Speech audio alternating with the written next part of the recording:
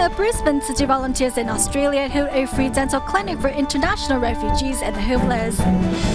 We learn more about the solar term Qingming and how it affects the habit and customs of Chinese society as a whole.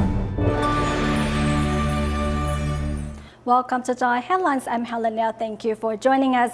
Tzu Chi volunteers in Brisbane, Australia recently organized a free dental clinic for international refugees and the homeless. Apart from 154 refugees and homeless, former recipients of Tzu Chi also volunteer at the event and experience the joys of giving. Celebrating their 21st dental clinic in 11 years, this is an important milestone for Tima Australia. 11 years, I think. 11 years. Happy 21st dental fair to the Tzu Chi people. Thank you so much. For Tima Dr. Jay Singh, this is his 17th time participating in a free clinic. From his days as a dental assistant to now a dentist, Singh cherishes each opportunity to serve. I came back as the dental officer, helping out, and then about probably 2 or 3 years ago, I started doing more like admin and organizing stuff as well. So now I'm with in the team core member team, just helping organize and making sure the day runs really smoothly. Entering its 11th year of service, apart from providing dental care to the homeless and international refugees, a group of refugees who were former recipients of Tzu Chi's assistance returned as volunteers. Thank you so much. I really want to thank Tzu Chi for helping the needy people. And I really can't say anything but thank you so much.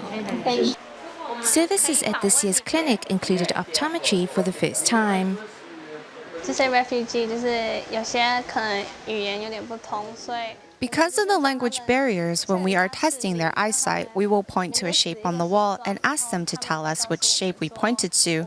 Thereafter, Tzu Chi volunteers will help them get prescription glasses based on the eye exam. 然后帮他们配眼镜，用我们今天测到的度数。 Team members on site show patients how to maintain proper oral hygiene, while Tzu Chi volunteers extend their care to the homeless and refugees by giving them the courage and the means to face the days ahead. In Taiwan, New Taipei City's Jingshan district is a remote area that lacks sufficient medical resources. Thankfully, a group of devoted medical personnel and volunteers are there to tend to local residents, providing not only medical attention but also emotional support.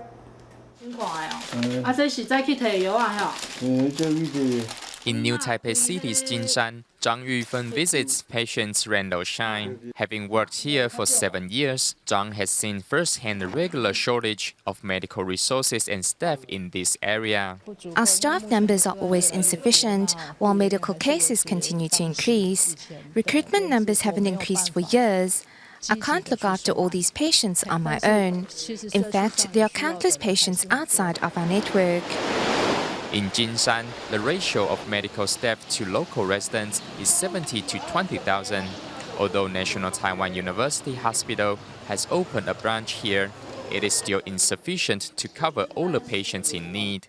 This is the only big hospital in Jingshan, but if we need to do more detailed health examination, we still need to go to a bigger hospital. Thankfully, a group of selfless medical personnel has been here to help, offering not only medical attention, but also emotional support. In cities, doctors have to deal with more patients. Here, the doctors will diagnose your health in more detail, and they are more patient when talking to you. Thanks to these medical personnel, the health of Jingshan residents is well safeguarded. Also doing their part in tending to needy patients in Jingshan is a group of medical students from National Taiwan University's Physical Therapy Department. Today they are visiting Armin, a car accident victim, to help him with his rehab. We're here not only to help Armin with his physical exercises, but also to help him clean up his home. If our visit can give them some sort of support or encouragement, that will be enough for me. With students' attention and company, Armin and his mother have a great time. They are very compassionate. I'm so grateful. They spend time with us, helping Aming with his exercises and offering us support. I really appreciate that. Thanks to the students' care and support, Aming and his mother have regained the strength to move on. With a heart to give, it seems youngsters can also make a difference in society. Through studying the moon and sun, the ancient Chinese came up with 24 solar terms, which marked important changes in the seasons. Farmers then tend to their crops accordingly, which affected the habits and customs of Chinese society as a whole. One such solar term is Qingming, which became the Chiming Festival in the Han Dynasty, which also took place last weekend. Here's more. Jingzhou, which typically falls in the beginning of March, marks the return of spring. In Asia, farmers hurry to their fields in anticipation of the monsoons that will arrive a month later. Typically, it is more likely to rain right around Qingming, which greatly helps the crops. Qingming arrives later on April 5th or 6th. It is an important time for rice farming, as all living beings look forward to the spring rain. As the seasonal northeastern winds decrease in strength, the winds from the south begin to come up. At first, the southern winds carry a lot of moisture. As the season changes from winter to summer, the air convection is not very steady, so we have occasional lightning storms or heavy rain. The thunderstorms of spring finally quench the thirst left by the dry winter. As temperatures rise, it feels like rebirth. Therefore, the Chinese chose this time to worship their ancestors. The Chinese place a high value on the worship of ancestors. Respecting heaven means to revere nature. Worshipping ancestors means to honor them. So this time was chosen. The Song Dynasty worshipped heaven, the spirits of nature, and the spirits of the dead.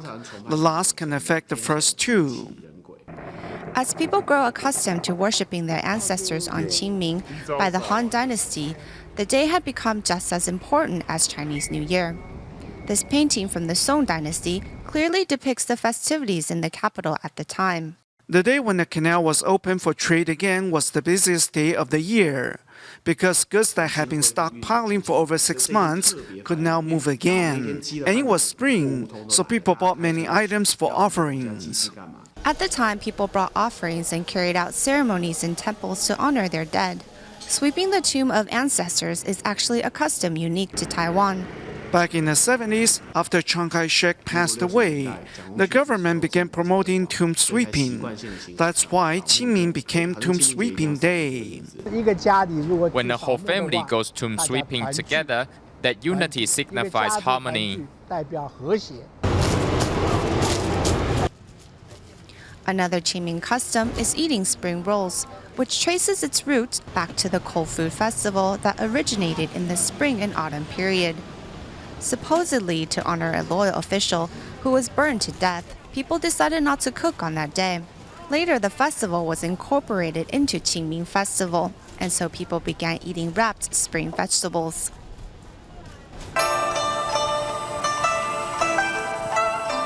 Nowadays, one can even celebrate Qingming digitally. We have a memorial site where you can create a custom page to pay respects to your deceased loved ones. Just by clicking on a link on the web, one can see a page filled with stories and images of loved ones. So even if you are abroad and cannot make it back, through the internet, you can connect to our site to pay homage to your ancestors. And you can do this anytime. Even digitized incense is available to pay respects to the dead.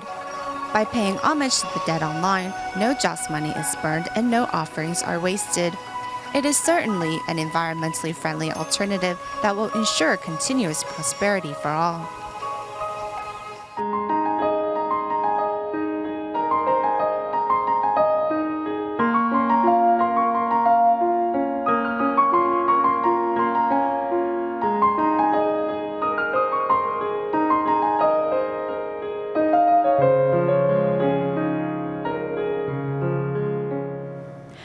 eco-friendly in Taiwan. In just Taipei and New Taipei City alone, more than 26,000 new houses are built on a yearly basis. According to experts, many of these construction projects are built on fault lines, which can lead to serious problems if or when a disaster strikes.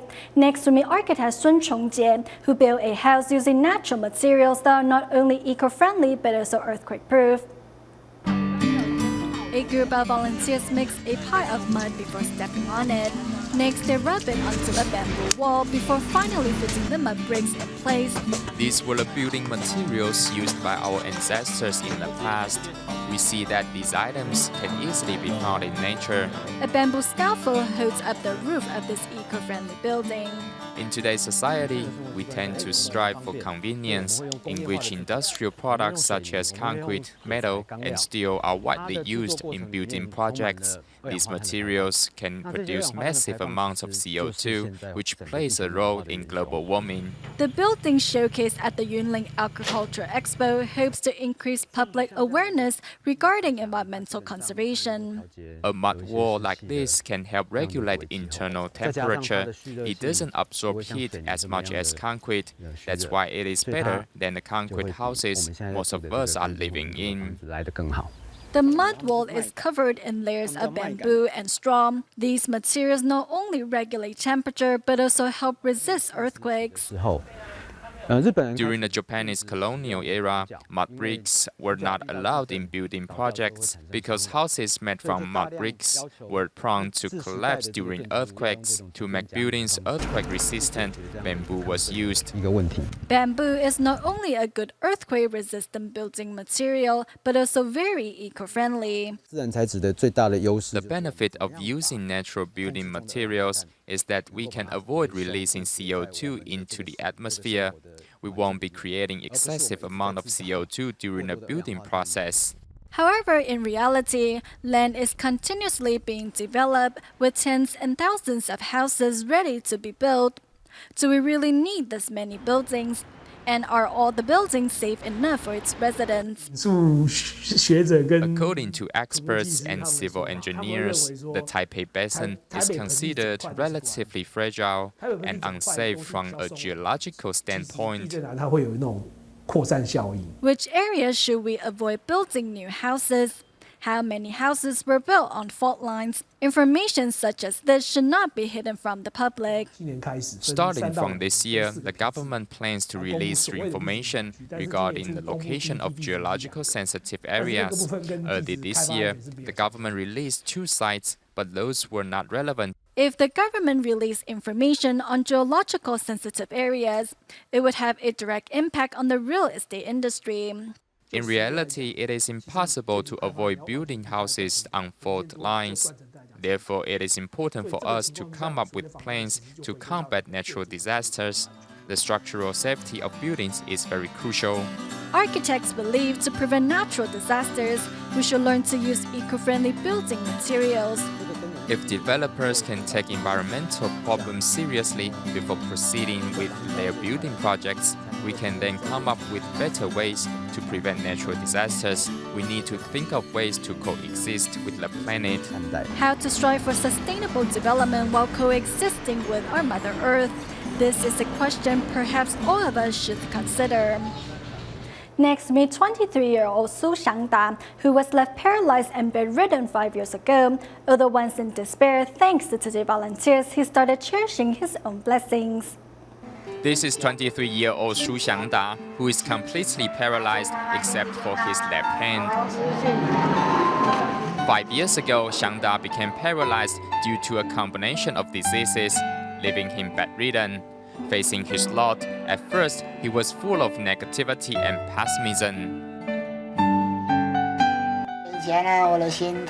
Before, I was very negative. I didn't want to talk to anybody, and I was very ill-tempered. When Xiangda was 10, he started suffering from various illnesses, including irregular heartbeat, valvular heart disease, rheumatoid arthritis, and ankylosing spondylitis.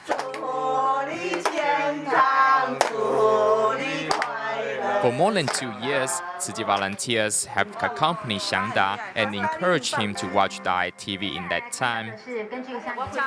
On their most recent visit, Xiangda's mother told the volunteers that her son's temper has improved greatly.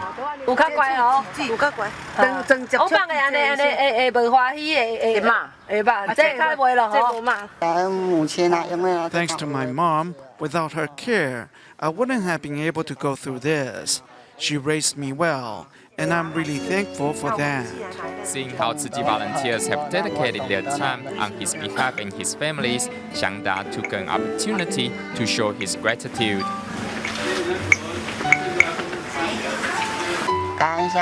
Thank you, Master Zheng Yan and all the Tzu Chi volunteers for your care and love. With your support, I feel my life is full of hope once again. Thank you so much. Once Xiangda was full of hatred for this world, however, he has now learned to cherish what he has and fulfill his filial duties.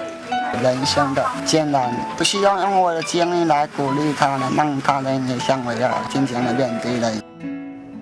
In Taiwan, following to corrective surgery to treat the deformity of her knees on April 4th, Chen Tuanzhi from Xiamen, China underwent a third surgery, this time on her left knee joint. Prior to the surgery, Chen received a phone interview from the Xiamen Star TV, where she explained the progress she has made to those back home. 两岸慈善组织再次合作，帮助同安女孩陈团志前往台湾治疗。 Since birth, Chen Tuanzhi from Xiamen, China, suffers from a rare congenital deformity that affects the curvature of her knees. For the past 26 years, her knees have been hyperextended into an L shape. After 2 successful surgeries in Taiwan, a reporter from the Xiamen Star conducts a phone interview to better understand Chen's progress. 你现在是做了2次手术了嘛？那现在就是。 你觉得自己状态怎么样啊？然后对接下来的治疗有没有信心？挺放心的，因为我相信陈院长嘛，他的艺术也很好啊，所以我从第1次手术到现在都没有害怕过，就是很安心。 Under the guidance of Hualien Tzu Chi Hospital's honorary superintendent Cheng Yinghe and his medical team, Chen Tuanzhi is finally able to straighten her legs. Through Xiamen Star, members of the public back in China can better understand Chen Tuanzhi's progress and offer their blessings. 对于重新站起来，团志很有信心。他说，等他治愈归来，要完成自己的梦想。 I want to do many meaningful things when I'm able to stand up. I want to pass the love I have received forward to those in greater need and spread the love far and wide. The Tzu Chi Academy in Penang and Batu Pahat in Malaysia recently opened for the new semester. At the academy, students are not only taught proper etiquette and manners, emphasis is also placed on humanitarian education. Meanwhile, in the Philippines, Tzu Chi volunteers attended a graduation ceremony at the Pasong Tamo Elementary School in Quezon City, where students expressed their gratitude to teachers for their hard work and dedication.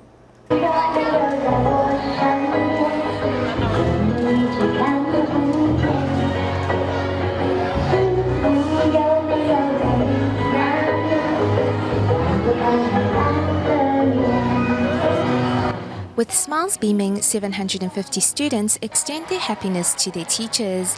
The class representative presents the principal with a jasmine garland, which is symbolic of the students' sincerest respect. Next, students lead their teachers into the venue and read out handwritten letters expressing their appreciation. I cannot forget that smile on your face. These heartfelt expressions move both students and teachers to tears. We're so moved. It's as if we are their mothers. Receiving the children's blessings, all my worries seem to have faded away.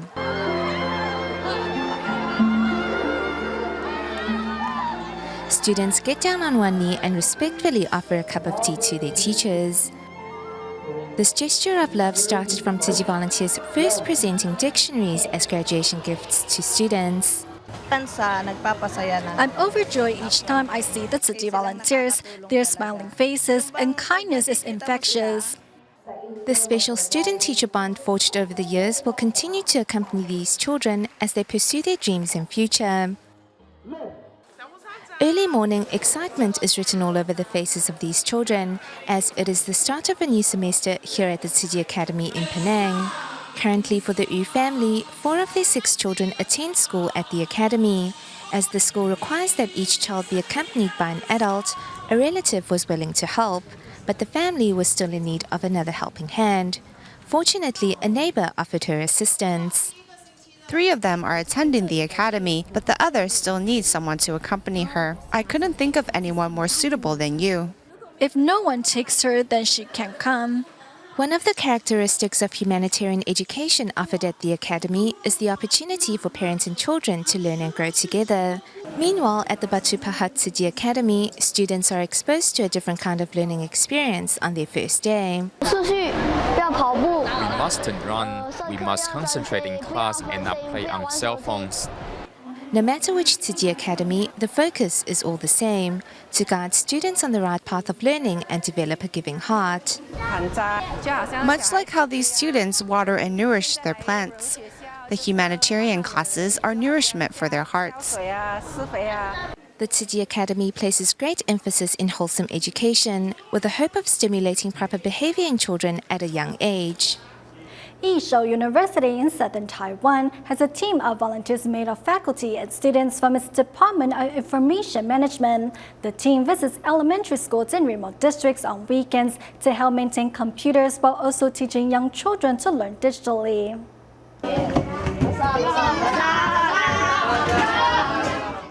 What is in class today at Kaohsiung's Maoling Elementary School? This is a CPU. This is the most important part inside a computer. It turns out to be a computer class, but these guest teachers not only have to teach the students valuable knowledge, they also have to help maintain the school's computer network. Thanks to them, I have learned many things. If the young ones don't know how, the older ones have to be responsible as well. So if they don't know, I will make sure they learn, and that gives me a small sense of accomplishment. Being a volunteer actually feels pretty good. Whether it is just to keep these young ones company or teaching them, there's a sense of fulfillment. Seeing their pupils grow gives meaning to the hard work these young volunteers have invested. They hail from Yishou University's Department of Information Management and visit monthly to help students in remote areas learn to use computers to shorten the rural-urban inequality in education. However, their instructor devised the program for another purpose. Over the past 2 years, what my students have gained the most is self-esteem. Through volunteering, they learn to assure themselves. I think that's what young people need the most nowadays. They need to build up their self-esteem.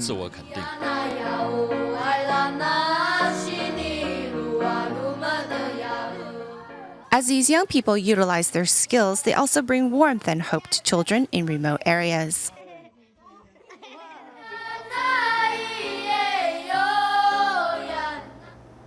We go to Malaysia's Cadet at the end of the show. On March 29th, a tornado struck Daerah village near Guling City, affecting some 30 households. Upon receiving the news, Tzu Chi volunteers quickly mobilized to hand out relief items and consolation cash to the survivors.